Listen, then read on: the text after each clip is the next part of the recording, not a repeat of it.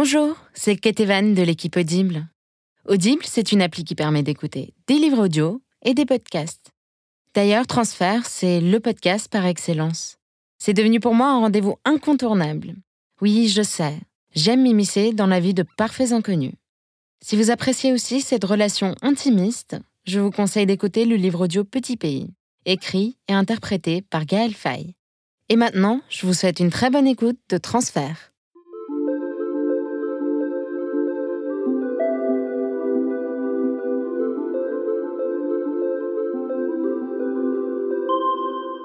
Je ne sais pas si vous avez déjà rencontré, si vous en avez dans vos amis, si vous en êtes vous-même, de ces séducteurs et séductrices dont tout le monde tombe toujours très vite amoureux. Ces gens qui mettent tant d'énergie à séduire, à se faire aimer, à rendre la vie plus belle, plus légère, plus excitante, parce qu'ils en ont besoin, parce qu'ils sont des puits d'amour sans fond, par plaisir, par jeu, parfois même sans faire exprès, qu'ils vous emportent dans leur halo de lumière. Conquérir est notre métier, dit Valmont, l'un d'entre eux, dans Les Liaisons dangereuses. À la marquise de Merteuil, il parle dans l'une de ses lettres de mission d'amour.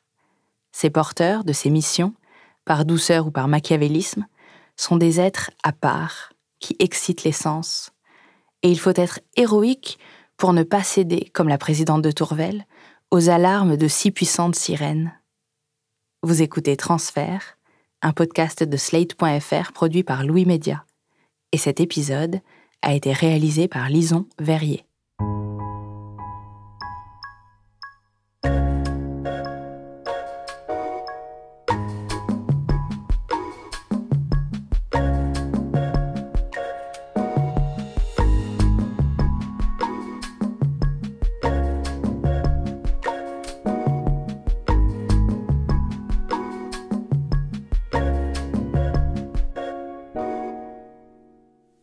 Là, j'habite en Belgique et j'ai une amie qui est hôte couchsurfing qui m'appelle et qui me dit « Oui, je viens de recevoir un couchsurfeur américain.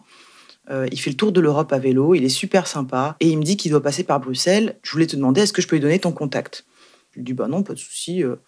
Envoie-moi son Facebook, je vois un peu l'énergumène et puis je te dis. » Je fais un petit tour sur le Facebook du dit américain. Ok, c'est safe.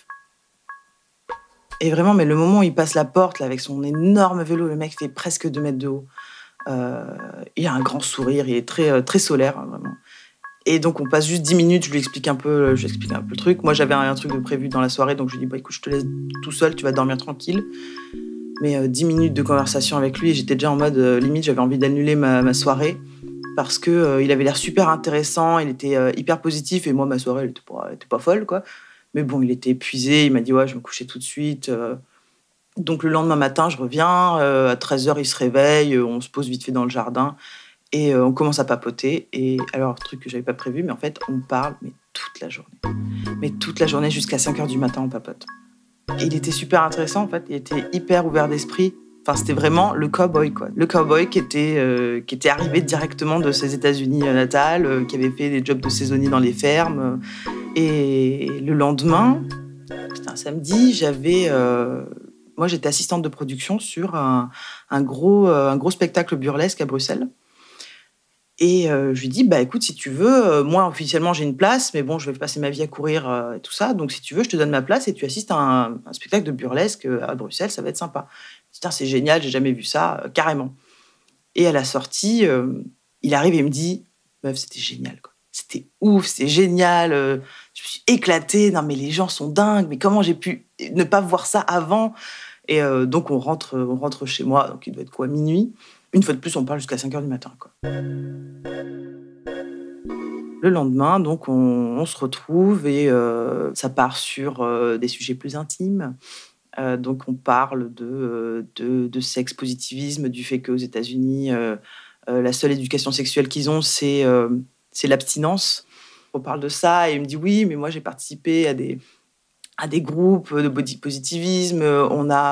J'ai fait des expériences de soirées cuddle, et donc ça veut dire des soirées câlins, où il y a plein de gens qui se retrouvent dans un endroit secret, avec mot de passe et tout. Ils passent une bonne soirée, et à un moment, ils vont tous se coucher ensemble comme un gros tas de petits chiots, les uns contre les autres, en mode gros câlin collectif, Et ils s'endorment comme ça, et le lendemain, tout le monde reprend ses affaires et retourne à ses pénates, quoi. Ok, d'accord, ça a l'air fou. Quand on est des gens indépendants, etc., des fois, ce qui manque, c'est un peu la chaleur humaine. Et je lui dis, écoute, si tu veux, mon lit est grand, on peut faire une cuddle party tous les deux. Et il me dit, allez. Donc, on part se coucher. On s'enlace et on s'endort. Et puis, le lendemain matin, on se réveille et tout. Et il m'embrasse. Moi, sur le coup, je suis un peu surprise. Et puis, je me dis, oh allez, pourquoi pas. Pourquoi pas. Et ça finit en journée galipette, quoi. Et puis, je sais pas, il est assez tôt. Et il me dit, oui, bon, par contre, ça fait longtemps que je suis restée en Belgique, plus longtemps que prévu. Je vais repartir demain. Du coup, ce serait bien qu'on se couche tôt parce que je pars à 6h du matin, comme j'ai quand même 80 km de vélo à faire. Et moi, je me dis, mais c'est mort. Mais je vais pas te laisser partir, mec. C'est pas possible. Donc, je commence à faire péter les bouteilles de vin. Et en fait, je lui arrête pas de lui poser des questions sur lui. Il me raconte tous les trucs insolites qu'il a fait en Europe. Et je dis, mais comment t'as fait pour trouver ces trucs-là en Europe alors que tu connaissais personne ou très peu de gens? Et il me dit, j'ai utilisé Atlas Obscura. Et en fait, c'est le Wikipédia de l'insolite dans le monde. Donc, on tape simplement le nom d'une ville ou d'un pays et ils nous font la liste de tous les trucs un peu étranges ou insolites à voir ou à visiter dans les alentours. Putain, c'est fou, viens, on regarde ce qu'il y a en Belgique. Et là, on tombe sur des trucs, notamment un spot d'urbex qui est assez fou parce que c'est une cheminée de refroidissement d'une centrale thermique au charbon. Et le truc est complètement désaffecté et ça a servi en fait de scène pour le Sénat galactique dans la prélogie Star Wars. Donc, il me dit, putain, c'est absolument génial, faut qu'on voit cet endroit. Moi, je lui dis, après, moi, j'ai une voiture, on peut le faire ensemble, quoi. Il me dit, putain, c'est génial comme idée. Mais alors, du coup, regardons d'autres trucs. Et on commence à regarder tout ce qu'il y a d'autre. Et de fil en aiguille, on se prévoit une sorte de mini road trip de 2 jours. Donc, on prépare sa tente, on se fait une liste de tous les trucs qu'on veut faire et tout. Et on va se coucher. Donc, le lendemain, on prend la voiture et on part à cette tour de refroidissement. On arrive à cette tour, donc il y a un grand escalier pour monter au seul étage, on va dire, à la plateforme officielle de la tour. Et la porte est soudée. Et il me regarde, il me dit, je sais pas comment on va faire, quoi. Je dis, écoute, on va faire le tour, il y a peut-être un autre moyen de rentrer. Donc effectivement, on redescend, on commence à faire le tour. Et quand on arrive côté rivière, en fait, c'est comme si la tour, elle était sur des pilotis de béton. Et on voit ça, et on voit qu'il y a en fait des pneus qui ont été mis comme un chemin de pneus qui s'enfonce comme ça sous ces pilotis de béton. Et je lui dis, écoute, apparemment, on n'est pas les premiers, on tente, quoi. Donc, on commence à aller sur ce chemin de pneus. Du coup, c'est des pilotis de béton et des barres transversales en béton. Et lui, il passe au-dessus parce qu'il fait 2 mètres de haut. Moi, je passe pas en dessous parce que je fais moins d'1,60 m. Donc, vraiment, on passe comme on peut. Et arrivé, je sais pas, peut-être à mi-chemin, en fait, il regarde au-dessus et il se retourne vers moi et me dit, je suis désolée, mais en fait, c'est inondé après, quoi. Et là, je me tourne vers lui et je lui fais... va falloir enlever les chaussures et les chaussettes. Hein. Et il explose de rire. Et en fait, là, il me sort, mais d'une façon tellement innocente et naturelle. Il me dit, là, je t'aime. Et moi, je le regarde et je lui fais, je sais.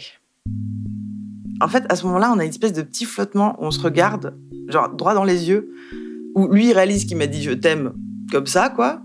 Et moi, je lui dis, je sais, ce qui est en fait, pour les fans de Star Wars, très Han Solo et Princesse Leia, quoi. Ça pourrait être totalement anodin de dire je t'aime, je sais, sauf qu'à ce moment-là, vraiment, on se regarde et on est sous le Sénat galactique de Star Wars. Il y a un petit côté genre est-ce qu'il vient de se passer ce qui vient de se passer? Et oui, je pense qu'on s'est tous les deux bien compris. On était en mode genre allez, ouais, laissons-nous porter, pourquoi pas. En gros, on vient de se dire qu'on s'aime, quoi. Ça fait 3-4 jours qu'on se connaît, quoi. Mais pourquoi pas? Et donc, on enlève nos chaussures, nos chaussettes, etc. Et on commence à les patauger dans la boue. Et je me dis, mais qu'est-ce que je fais? Enfin, j'ai un petit mot, je me dis, mais qu'est-ce que je fais, quoi? Mais c'est ridicule. Tu patauges dans la boue à Charleroi avec un mec que tu connais pas, à qui tu viens de dire je t'aime. Tout va bien. On arrive enfin au centre de la tour. Et là, ça valait tellement le coup, en fait. Il y a une sorte de grosse colonne centrale. Et au-dessus, donc, il y a cette tour qui s'ouvre complètement sur le ciel. Donc, on a une lumière comme ça qui tombe autour de la plateforme circulaire, à travers cette dentelle de poutre, sur l'eau qui se reflète sur les parois. Enfin, genre, la lumière est folle, l'acoustique est dingue, il y a un silence total, ça sent la poussière. On traverse, on fait tout le tour, on grimpe sur cette espèce de berge. Et là, monsieur avait pensé à prendre son saxophone et il commence à jouer.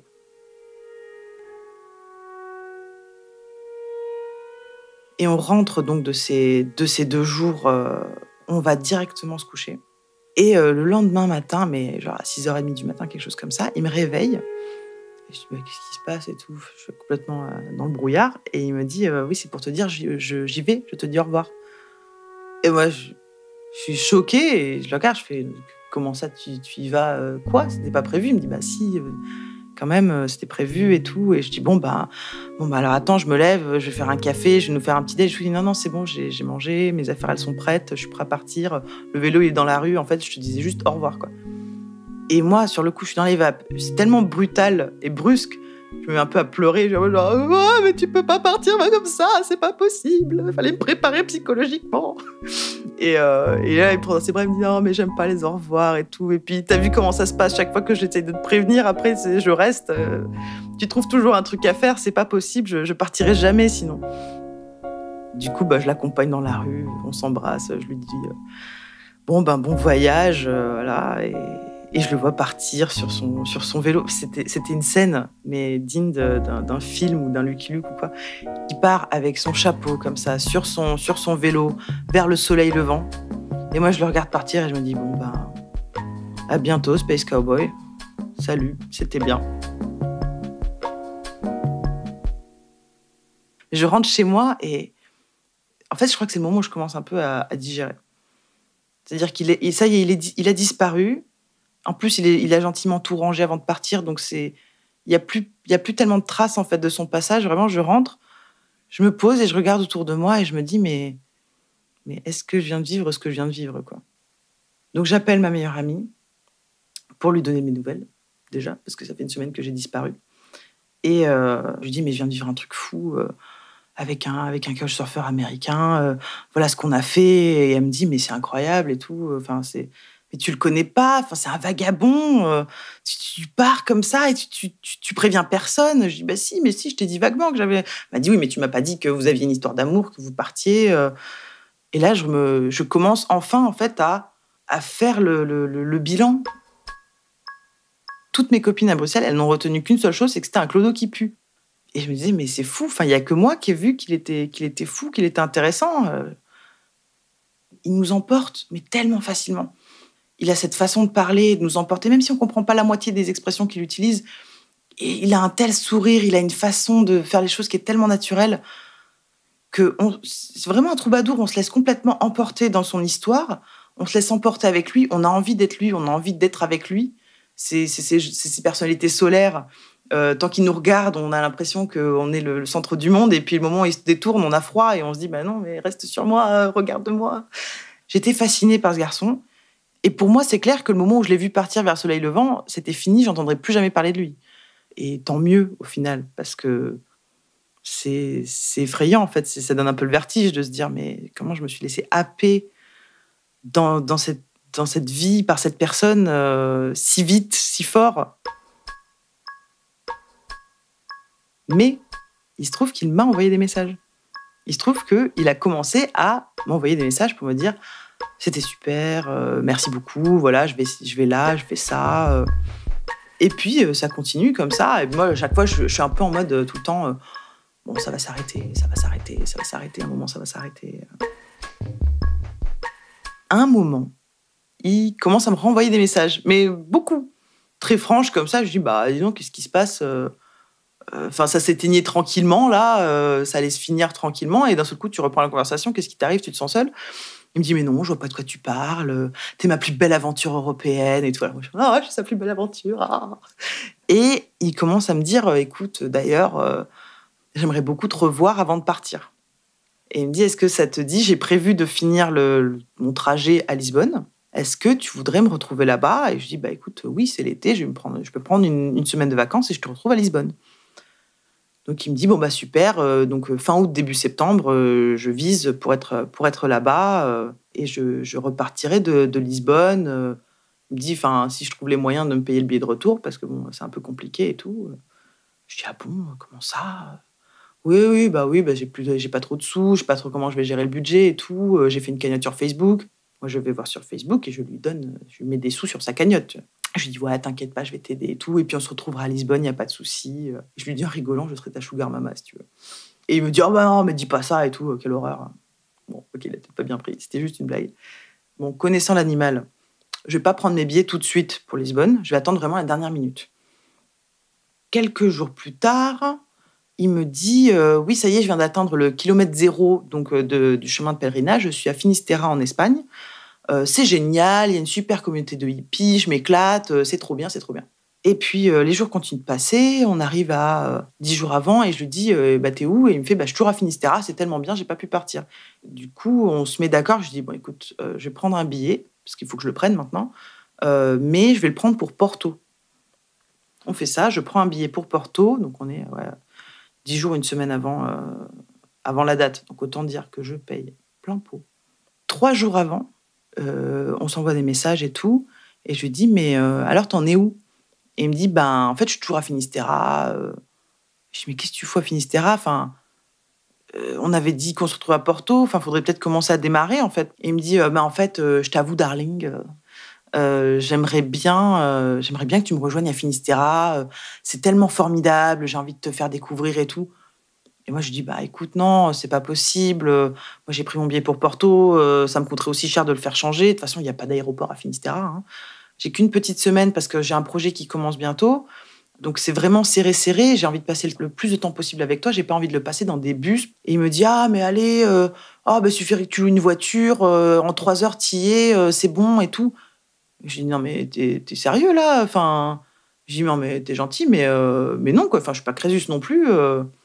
T'abuses. Je lui dis, écoute, si c'est comme ça, puisque tu me fais un caprice, moi, j'irai à Porto, avec ou sans toi, et je passerai des bonnes vacances avec ou sans toi. Tout de suite, il se calme, et il me dit, mais non, bien sûr, c'est toi que j'ai envie de voir, c'est toi la plus importante, je te rejoindrai à Porto, t'inquiète pas, je serai là. Ok.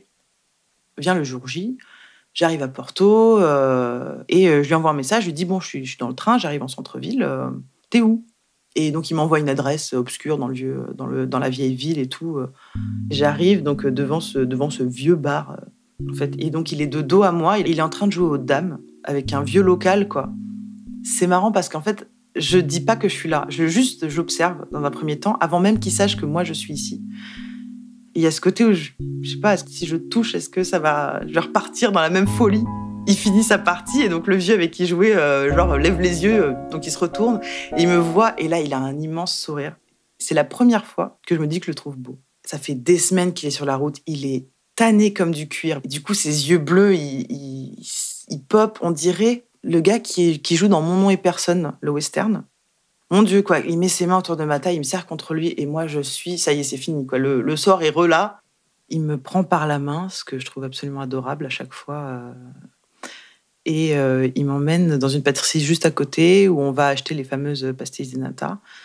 Et je le regarde et je dis alors raconte-moi ta fameuse plage de hippie. Et alors il commence à partir sur Finisterra, il me raconte.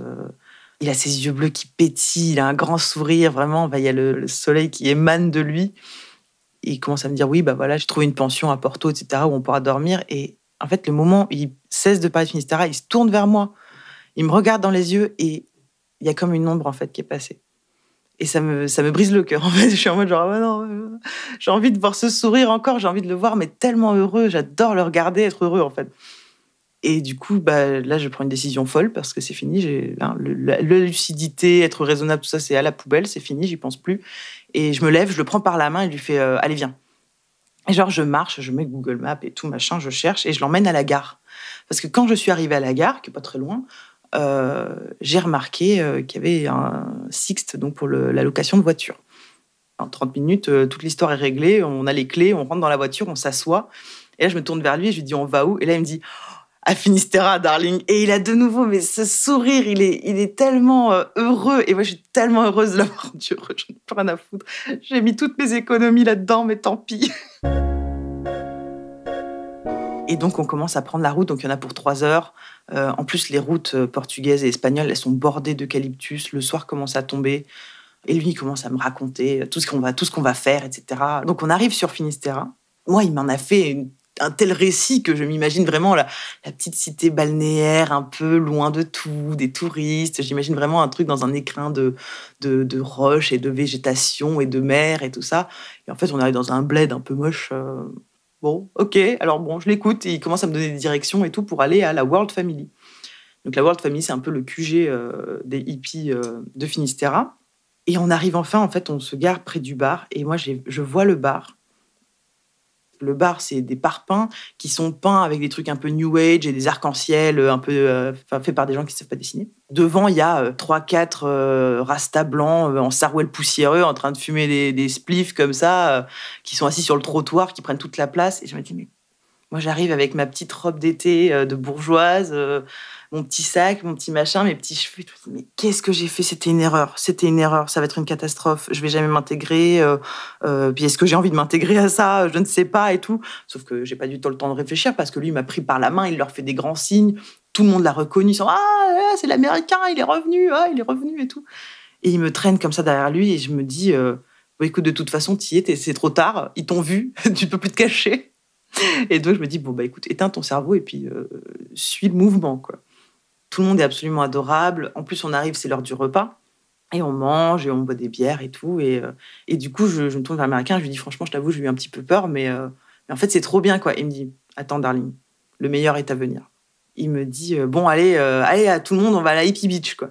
Et donc, on commence à marcher, je sais pas, genre 3-4 kilomètres. Il y a un virage. Du coup, on voit pas tout de suite ce qu'il y a derrière. Et là, d'un seul coup, en fait, on est au sommet d'une toute petite falaise. Et c'est le soleil couchant sur la mer, comme ça. Et c'est absolument magnifique.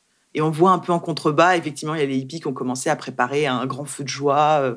Le soleil couchant, la plage de sable, la mer, il y a personne. C'est calme, c'est beau.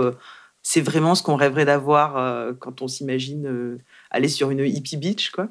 Les verres de vin commencent à tourner, les joints aussi. Donc voilà, c'est vraiment toute une ambiance et on est complètement dedans. Bon, en même temps, on est complètement bourré et complètement perché, mais c'est assez fabuleux. C'est vrai qu'à cette soirée, moi, je suis toujours... déjà, je me sens pas intégrée encore, mais une fois de plus, je suis beaucoup dans l'observation de l'Américain qui joue au saxophone, qui fait des blagues à tout le monde, qui connaît tout le monde. Et je vois que j'ai vu la bonne personne. J'ai vraiment vu cette personne qui est hyper fascinante. On se réveille le lendemain matin. On est au 2e jour, je commence à me transformer en hippie. J'achète une jupe qu'on appelle Goa Fashion. Donc, c'est-à-dire, c'est vraiment ces jupes à volant comme ça, de toutes les couleurs, avec des imprimés indiennes. Et je me trouve un bandana. Et on passe notre soirée comme d'habitude. On boit, on fume. Et une fois de plus, voilà, ça joue de la guitare, ça joue No Woman, No Cry. Le lendemain, je sors de la tente, je vais m'asseoir devant la plage. Je suis un peu agacée de l'Américain parce qu'en gros, quand on était dans la voiture pour aller vers Finistère, il me dit « Mais comment est-ce que je pourrais te remercier de tout ce que tu fais pour moi ?» Et je lui dis en rigolant « Tu me feras un massage, ça me fera du bien. » Et le massage n'est toujours pas arrivé. Alors, ça paraît bénin comme ça, c'est rien, mais ça m'agace. Je me dis « C'est quand même la seule chose que je lui ai demandé. » Donc, bon, je me dis « mais c'est bon, je ne vais pas m'énerver là-dessus, machin. » Mais j'ai un petit agacement comme ça au fond de moi. Et puis là, il me rejoint et tout. Il me dit « Oh là là, j'ai fait un rêve terrible. J'ai rêvé que tu sortais de la tente, que tu marchais droit vers la voiture et que tu prenais la voiture et que tu partais. » Et je dis « Ah bon, c'est marrant. T'as peut-être senti que j'étais énervée. » Il me dit « Ah bon, mais pourquoi ?» et tout. Je dis « Je sais pas. Je t'ai demandé qu'une seule chose depuis qu'on se connaît, c'est de me faire un massage et c'est toujours pas venu. » Et là, il explose de rire et il me fait « Ah, mais si c'est que ça et tout. » Et en fait, c'est bête. Vraiment, enfin, je pars au quart de tour. C'est complètement... c'est trop, en fait. Je surréagis complètement. Je me lève comme une furie. Je prends mes affaires et je commence à marcher, mais je pars vraiment furieuse. Finalement, il me rejoint et il a un air, mais goguenard, mais il a une espèce de sourire. Il est fier de lui, quoi. Et moi, je me retourne et je le vois avec son sourire, là, comme ça. Et je fais « Mais de quoi t'es fier ?» Et en fait, là, il me sort... Il avait un petit bouquet d'hortensia bleues, donc les grosses boules comme ça de petites fleurs bleues. Et il me tend ça et il me dit « Je suis tellement désolée, darling. » Et moi, j'explose de rire. Et en même temps, en fait, j'ai toute la pression qui retombe. Je me mets à pleurer. Et du coup, il me dit « Bon, tu sais quoi, j'avais très envie d'aller voir des vestiges romains aujourd'hui. On prendrait une nuit dans une pension. On ferait ça sur 2 jours. Comme ça, on aurait un peu de temps entre nous. On prend la voiture et puis on passe la nuit dans une autre ville. On va dans une pension où on demande une chambre totalement impersonnelle, les murs gris, vue sur un autre mur, la couverture brune qui gratte. Et puis là, je ne sais pas trop ce qui se passe, mais en fait, on n'a pas encore été intime à ce stade-là, hein, du retour en Espagne, depuis qu'on s'est vus. À ce moment-là, il veut qu'on couche et genre, il me déshabille très vite. Il se déshabille très vite. Genre, je peux pas le faire moi-même. Il faut qu'il le fasse lui-même en 2 secondes. Et en fait, donc, on couche ensemble et c'est absolument horrible. C'est affreux. Ça dure 5 minutes. C'est hyper mécanique. Dès qu'il a fini, il se lève et il se casse et il va se laver. Et moi, je reste dans le lit comme ça et je trouve ça bizarre, en fait. Enfin, j'aime pas trop ça. Lui, il revient de la salle de bain. Il me voit comme ça, couché, qui n'a pas bougé. Il me fait t'as pas envie de te laver? Mais d'une façon, mais sur un ton où je me sens dégueulasse, en fait. Du coup, je me lève et je vais honteusement prendre une douche. Je pleure dans la douche et en même temps, je me reprends. C'est marrant, comme à chaque fois que je m'éloigne de lui, je commence à reprendre doucement mes esprits. Je commence de nouveau à réfléchir et donc je pleure. Et puis moi, je me dis, mais attends, mais c'est pas normal, quoi. C'est quoi ce sentiment bizarre? C'est pas cool du tout. Donc je sors de là. Lui, il est en train de ronfler, hein. Je le secoue, je le réveille. Je dis, c'est quoi ton problème, quoi? Il me dit, de quoi tu parles et tout. Je dis, non, mais c'était horrible. C'est simple, je me suis sentie utilisée, quoi. Physiquement parlant, hein, je parle. Vraiment, j'ai eu l'impression que, voilà, il avait fait son affaire et que moi, j'aurais pu être un bout de viande, c'était pareil. Et alors là, il le prend extrêmement mal. Il me dit, oui, mais tu comprends pas, j'ai des problèmes avec mes parents, je sais pas comment je vais rentrer, ma grand-mère, elle est malade, j'ai plus un sou qui vaille, ça va pas du tout. Bon, je me dis, oui, effectivement, le pauvre, peut-être que je prends pas ça en compte. Puis il me dit, oui, puis c'est quoi cette histoire? Comment ça je t'utilise? Qu'est-ce que tu crois? Que j'en ai qu'après ton argent et ta voiture et tout? Et alors à ce moment-là, je me souviens que j'avais fait cette blague en lui disant, ouais, je serai ta sugar mama. Et je me dis, merde, il a dû le prendre tellement mal, en fait. Je me rendais pas compte sur le coup que c'était hyper malvenu et je me sens super mal. Du coup, à partir de ce moment-là, en fait, j'en parle plus du tout. Et je lui dis, écoute, je suis désolée, je suis vraiment désolée, n'en parlons plus, effectivement. J'ai aussi une espèce de réaction bizarre. Comme déjà, il m'a dit qu'il avait des problèmes d'argent. Et qu'en plus, je me sens mal, qu'il ait pu comprendre que je me sentais utilisée pour mon argent. En fait, j'ai le côté où, du coup, je deviens d'autant plus généreuse pour montrer que non, c'est pas ça qui me dérange. Et du coup, mais alors, je lui donne du pognon. Alors, c'est-à-dire que je passe au distributeur et je lui mets de l'argent dans la poche directement. Je sais pas ce qu'il en fait, mais il le dépense.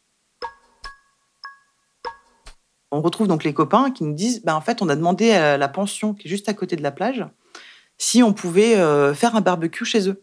Pendant qu'on mange, qu'on joue encore de la musique, il y a des gens qui rentrent dans la pension, en fait, qu'on connaît pas du tout et qui sont pas du groupe, entre guillemets. Et puis, à un moment, ils partent et puis l'Américain revient et il me dit, quand on avait discuté, tu m'avais dit que tu aimerais bien tester certaines drogues. Je regarde, je fais oui. Il fait, est-ce que ça t'intéresse de tester le LSD ce soir? Et moi, je suis en mode genre, quoi? Je suis pas préparée. Alors oui, je l'avais dit comme ça, mais je pensais pas que ça arriverait un jour, en fait. C'est bête, mais j'ai jamais eu trop d'opportunités. Et du coup, je suis genre, je sais pas, mais comment ça va se passer? Mais qui? Mais où? Mais comment? Et tout ça. Et il me dit, calme-toi. Je t'explique. Après, tu me dis, t'as pas envie, t'as envie, comme tu veux. Donc, il m'explique. Alors déjà, tu vas pas prendre une dose complète. J'ai pris une dose pour nous. On va la couper en 2. On va prévenir tout le monde. T'inquiète pas, ils en ont tous déjà pris avant. Donc, ils savent ce que c'est. Ils vont veiller sur nous. On va aller prendre ça tranquillement sur la Happy Beach. Voilà, ce sera safe. On va monter la tente tout de suite. Comme ça, quand on sera en train de triper, on pourra rentrer tranquillement se coucher. On n'aura rien à faire. Et je lui dis, bon, allez, go, on le fait. Et du coup, il me donne ce petit triangle comme ça. Et je lui dis, mais je fais quoi avec ça? Je sais même pas comment ça se prend. Enfin, je mets juste sur ma langue, je l'avale. Et il me dit, tu peux l'avaler, on s'en fout. Donc, j'avale le truc. Et il me dit, bon, par contre, maintenant, il faut aller, go, on va à la plage parce que dans 1 heure, ça monte, quoi. Au bout d'1 heure, l'Américain, il me dit, ah ouais, ça commence à monter là. Et moi, je suis là, mais rien, quoi. Mais je ne sens aucune différence. Au bout de 2 heures, mais toujours rien. Et il me fait, ce serait quand même pas de bol que tu fasses partie des 3% de gens chez qui le LSD n'a aucun effet. J'étais dégoûtée, quoi. Du coup, on se couche, on regarde les étoiles et tout, et je lui fais, c'est normal que les étoiles, elles tremblent. Et là, mais il lance un, ça y est, elle plane comme ça vers le ciel, très dramatique, genre, mon Dieu, quoi. Elle me dit, mais c'est fou, ça t'a pris 2 heures. Je vois juste les étoiles qui tremblent, et je lui dis, mais si c'était que ça, c'était pas la peine, quoi. Enfin, il me dit, non, mais c'est normal, ça, c'est parce que ça commence. Et puis, en fait, c'est par étapes. À un moment, en fait, le cerveau commence à reconnecter un peu tous les câbles, mais bizarrement. Il cherche à faire des patterns, des schémas, des choses très régulières. Et vraiment, je regarde le ciel et je lui fais, c'est quand même dingue que je me sois jamais rendu compte que les étoiles formaient une spirale parfaite. Parce qu'elles font pas une spirale parfaite. Mais sur le coup, je voyais vraiment une spirale au-dessus de moi, mais c'était fou. Et il commence à me dire, vas-y, ferme les yeux pour voir. Et puis là, j'entends tout. Je commence à entendre le sable qui grince, les grains de sable qui grincent les uns sur les autres dans le vent et tout. Le bruit des grillons commence doucement à ressembler de plus en plus à un son, mais électronique. Vraiment, on dirait un son de synthétiseur. Et là, c'est le moment en fait où je commence à angoisser. Je dis, oh mon Dieu, c'est la preuve. On est dans une simulation. C'est une simulation virtuelle. Le son des grillons, il n'est pas naturel du tout. Il n'est pas naturel, c'est vraiment un son électronique qui me dit, oulala, attends, viens, je vais t'emmener, on retourne près du feu. On va pas te laisser dans cet état-là, c'est pas une bonne idée. Donc, il me prend, il m'emmène voir Flo. Et alors là, je me souviens pas de tout ce qui se passait, mais apparemment, on était en train de se balancer comme ça, comme des algues à côté du feu, en mode genre, on est le feu. Vraiment, on était fous.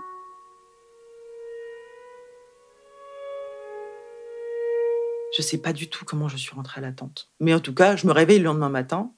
C'est ma dernière journée à Finistère. Et du coup, l'Américain, en fait, il me promène un peu toute la journée. Il me prend par la main. Moi, je le suis comme ça, je dis rien. Il passe toute la journée à me promener d'un coin à l'autre de Finistère, à me poser dans un coin avec mon livre et à aller discuter. Je sais pas ce qu'il magouille là avec tous les autres, mais il va voir un par un tout le monde. Et il me repose sur la plage et moi, je lis avec la lumière du coucher de soleil, tant qu'il y a de la lumière. Et finalement, je lève les yeux et je le cherche des yeux en mode genre, mais qu'est-ce qu'il est encore en train de faire, avec qui il parle? Et là, je le vois, accroché, mais façon Spider-Man, sur une falaise comme ça. Et il est en train de poser une petite bougie chauffe-plat allumée. Et en fait, tout le monde est occupé comme des petites abeilles en train de mettre des petites bougies chauffe-plat. Ils en ont allumé à peu près 150 sur toute la falaise. C'est une vision absolument féerique, c'est magnifique. Il y a le feu et il y a toute la falaise est couverte comme ça de petites lumières et tout le monde qui est en train de les poser. Et à ce moment-là, je me dis, qu'est-ce qui se passe? Et juste devant moi, il y en a deux qui sont en train de discuter. Il y en a un qui me dit, mais quelqu'un est mort? Et il lui dit, non, c'est l'Américain, c'est le dernier jour de Nathalie. Du coup, il voulait faire ça pour son dernier jour et tout. Et je comprends qu'en fait, toute la journée, il a magouillé, il a demandé à tout le monde de l'aider à installer les bougies très vite. Et là, je fonds en larmes.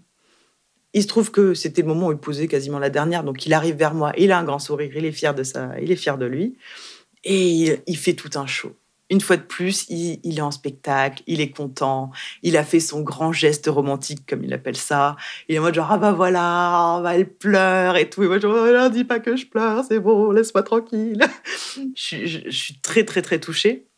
Vraiment, on aura tout eu ce soir-là en plus, donc c'était un peu l'apothéose avant que je parte, ce qui était vraiment, encore une fois, des très, très beaux souvenirs. Et bon, on ira se coucher, du coup, avec l'Américain, enlacé une dernière fois. Et puis, le lendemain matin, je vais dire au revoir à tout le monde. Je leur dis un grand merci pour tout. Puis, l'Américain, du coup, jusqu'au bout, on se tiendra la main. Il m'avait écrit un mot sur une carte postale qu'il avait achetée à Finistère, qui est très grandiloquent. On dirait qu'il a piqué les phrases séduction pour les nuls sur Google. Mais bon, l'attention est là, donc c'est mignon. Moi aussi, je lui avais écrit une petite lettre que j'avais cachée dans ses affaires. Et du coup, voilà, je prends la voiture et je pars et je pleure. Mais les 3 heures de retour à Porto, je pleure, quoi. J'arrive directement à l'aéroport. Je rentre dans l'avion, je m'assois enfin. Et là, même si j'ai pleuré pendant 3 heures, là, c'est le moment où je réalise, parce que je reviens brutalement à la civilisation. Et je me rends compte que je pue. Mais je pue. Pendant une semaine, j'ai dû prendre 2 douches. J'ai toujours ma tenue de hippie, là, ma jupe Goa Fashion, mon bandana pourri, mes cheveux pleins de sel de mer. J'ai honte. Du coup, dès que l'avion est un peu décollé, qu'on a le droit de se lever, je fonce aux toilettes. Je prends des vêtements dans mon sac, que du coup, mes vêtements de bourgeoise que je n'avais pas utilisés de la semaine. Je fais une toilette comme je peux et tout. Et je reviens m'asseoir un peu rassérénée en me disant, c'est bon, ok, je peux revenir à la civilisation à peu près. Et en fait, je pleure encore un petit peu parce que je viens de nettoyer en fait de moi tout ce qui avait fait de moi une hippie. D'un coup, je suis revenue à moi. Je suis redevenue, moi, petite bourgeoise qui prend l'avion, qui rentre pour aller faire son projet, se reconnecter, le digital et tout. Et c'est affreux, en fait. Je rentre donc à Bruxelles. Je retrouve ma petite vie. L'écart est tellement fort entre les deux. C'est fou. Et en même temps, tant mieux parce que je me retrouve emportée dans ma vie de nouveau, dans ce tourbillon, et ça me laisse pas trop le temps de m'apitoyer sur mon sort. Mais J'ai ce côté où, comme j'ai pas fermé la parenthèse, que je sais qu'il va m'envoyer des messages, qu'effectivement, il m'envoie des messages, je reste un peu connectée à Finistera. Je sens quand même que autant moi, j'ai vraiment ce besoin de rester connectée, donc j'envoie plein de messages, et lui, il me répond à peine. Au bout de 2-3 jours, ça commence à m'agacer sévère. À un moment, je lui écris un gros paragraphe comme ça, où je lui dis « Écoute, je suis pas un distributeur de bonnes ondes, moi, je t'envoie des messages, tu me réponds à peine, j'ai besoin de toi un petit peu aussi, le retour à la réalité, il est rude. » Et là, il m'envoie une photo de lui, avec des bandages sur tout le visage, et il me dit « Je me suis fait mordre au visage par un chien, je suis désolée, j'ai vu ton message, mais j'étais à l'hôpital, je ne pouvais pas répondre. » Moi, de nouveau, je me sens me recroqueviller sur moi-même, en mode genre « Oh là là, mais pourquoi est-ce que je suis ça? Je suis capricieuse, oh, mais pourquoi je fais ça? Oh là là, je pense qu'à moi, le pauvre, il est à l'hôpital. » Et il finit par repartir du coup aux États-Unis. Et quand il arrive là-bas, je me dis « Bon, ça va les retrouver avec ses parents et tout ça, il n'aura pas trop le temps, donc je comprends. » Mais après, je savais qu'il partait pour son futur job saisonnier, tout ça, donc il avait beaucoup de routes. Et il continue de me mettre des vues sans jamais répondre. Et donc, je finis une fois de plus par lui envoyer un grand paragraphe en lui disant « Ça ne va pas du tout. Je ne suis pas d'accord. Cette situation ne peut pas continuer. Tu me demandes jamais, moi, comment ça va. C'est pas normal. Pour lire les messages, il y a du monde, mais pour me répondre, il n'y a plus personne. » Et là, il m'envoie un message hyper énervé, en mode genre « Non, mais tu comprends pas. Moi, je vis le moment présent. J'ai pas le temps pour ces trucs-là. Franchement, répondre à des messages, c'est en bas de ma liste des priorités. » Sauf que les messages, c'est tout ce qu'on a. Donc, quand il me dit ça, je comprends, tu es en bas de ma liste des priorités. Donc, je le prends hyper mal. Je lui envoie un dernier message assassin et je le bloque. Il m'enverra un email qui sera à la fois un peu dans le reproche passif-agressif et en même temps bourré de phrases, mais tellement grandiloquentes. C'est-à-dire que j'ai l'impression que c'est parole de Dalida. Ou mais alors, il me sort des trucs genre « Tu es tel le vent sur les dunes qui fait danser les étoiles. Oui, je t'aime plus que 150 bougies réunies sur une falaise. » Et alors, le truc qui m'achèvera, « Si je pouvais être avec toi, là, tout de suite, je me couperais les 2 bras et les 2 jambes. » Je dis « Il se fout de ma gueule, il est déjà pas capable de me prêter ses pouces 2 minutes pour répondre à un texto. Et il veut me faire croire qu'il va se couper les jambes pour être avec moi. » En fait, j'explose de rire. Et j'explose de rire en me disant « Mais c'est ridicule, c'est tellement gros, c'est tellement grandiloquent. » Et je me rends compte qu'en fait, il a peut-être toujours été comme ça, mais juste que moi, j'y croyais pendant tout le temps, il me le disait. Mais là, maintenant que je suis un peu énervée, que j'ai autre chose à penser, et que je suis un peu revenue dans le pragmatique de la réalité du quotidien, je me rends compte à quel point c'est gros, quoi. Il en a fait tellement des caisses que je pouvais même plus lui en vouloir, en fait. Je me dis « Allez, je vais envoyer. » J'ai pas envie de rester sur un message assassin de ma part et sur ce truc totalement ridicule de la sienne. Donc, je le débloque et je lui demande son adresse. Et moi, je lui fais une carte postale. Et puis, 3 semaines plus tard, je reçois la carte postale en retour. Et je me dis « Bon, qu'est-ce que je fais? Est-ce que je le débloque ?» Et je lui redemande l'adresse. Je me dis « Bon, allez. » Donc, je le débloque. Et là, je vois sur son Facebook, il y a un message, en gros, comme ça, avec les dégradés, machin, où il y a écrit « Je suis tellement content, ma copine française va venir me voir aux US. » Et moi, je me dis, mais il débloque ou quoi? Jamais je vais pas aux US, moi. Là, je fais ce qu'on aurait tous fait. Je passe en mode stalker, FBI. Je commence à regarder tous les messages. Tous. Et je comprends, en fait, qu'il y avait cette fille qui lui laissait des commentaires énamourés avec des émoticônes cœur, etc., sous des photos de lui. Qui disait « Ah là là, t'es trop classe et tout. » Et moi, ça me faisait gentiment sourire. Parce que je lui disais « Oh, encore une qui est tombée sous le charme, c'est mignon, mais il est avec moi. » Et non, en fait, il n'est pas avec moi. Il est avec elle. Et moi, j'étais en plus. Et je me dis, mais en fait, il est à Finistera et il est resté si longtemps parce qu'il a dû vivre un truc avec elle. Pourquoi, à ce moment-là, il a commencé à me renvoyer des messages pour me demander de venir? Et là, mais ça fait clic dans ma tête. Et je me dis, ah, le salaud, il m'a eu. Il avait besoin de moi parce qu'il avait plus de thunes et que moi, j'avais tendance à pas compter. Et du coup, ça l'a arrangé. J'étais sa sugar mama. J'étais vraiment sa sugar mama. Là, ça fait mal à l'ego, quoi. On se dit, j'étais bête, quoi. Et je me rappelle de cette nuit en Espagne et je me dis, mais c'est horrible. Parce que soit c'était lui qui faisait semblant et c'était horrible pour moi, et vraiment, il m'utilisait, soit il s'est senti forcé de passer cette nuit-là avec moi en échange de l'argent que j'ai distribué, et du coup, c'est horrible pour lui. Dans tous les cas, c'est glauque. Mais au final, je pense qu'il a voulu essayer. Je pense qu'il avait vraiment des sentiments amicaux pour moi. Je pense que sincèrement, on s'aimait beaucoup. Mais clairement, il était tombé amoureux de cette autre Française quand il était à Finistera. Et quand j'ai débarqué, il s'est rendu compte que ça ne devait plus être pareil. D'où la gênance. Ça aussi, c'est une question. Enfin, on commence à psychoter. On se dit, mais est-ce que tout le monde était au courant? Est-ce que moi, j'ai eu l'impression d'avoir réussi à m'intégrer et tout ça, mais ça se trouve, ils se foutaient de ma gueule dans mon dos en disant que j'étais vraiment trop conne et que j'étais une bourgeoise. Puis je me suis dit, non, mais quand même pas. À mon avis, ils devaient se penser qu'ils devaient avoir 2 lièvres à la fois, quelque chose comme ça. Ils n'ont pas vendu la mèche parce que c'était pas leur place.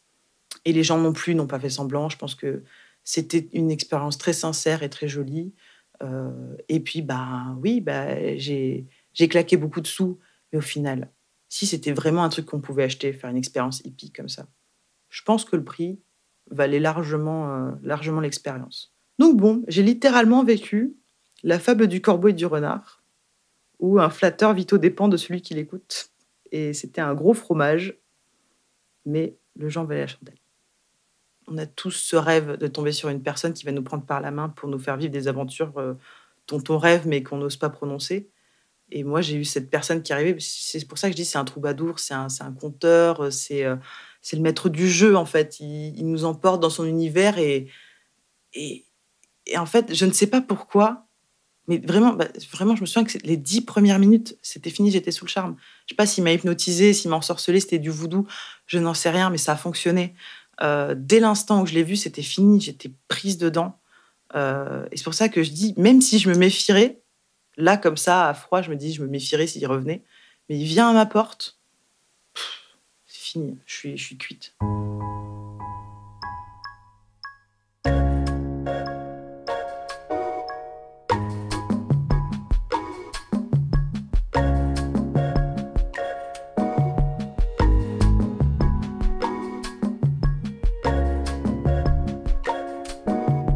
Cet épisode de Transfert a été réalisé par Lison Verrier, la musique était de Maxime Daoud et le mix de Jean-Baptiste Aubonnet. Merci à Adélie Pojman-Pontet pour son aide à la production. Transfert est un podcast produit par Louis Média pour Slate.fr. Vous pouvez continuer de nous suivre sur iTunes, y laisser des commentaires et des étoiles, sur le site d'Audible, notre sponsor, sur Google Podcast, SoundCloud, YouTube ou sur les comptes Instagram @transfertpodcast et @chapudelot et sur les réseaux sociaux de Slate et de Louis. Et si vous avez des histoires à nous raconter, écrivez-nous à podcast@slate.fr. À très vite. C'est encore Ketevan d'Audible. Cette écoute vous a plu? Alors venez découvrir notre catalogue sur audible.fr. Essayez, le premier livre audio est offert.